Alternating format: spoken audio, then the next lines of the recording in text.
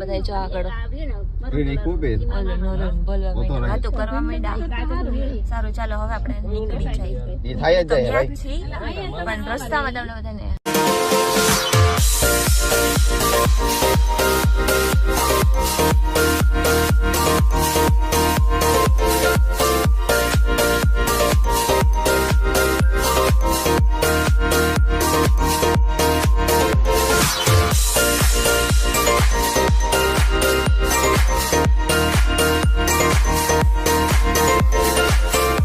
થોડીક વાર રેસ્ટ લઈ લીધો છે અને છે ને ચાય મંગાવી લીધી છે.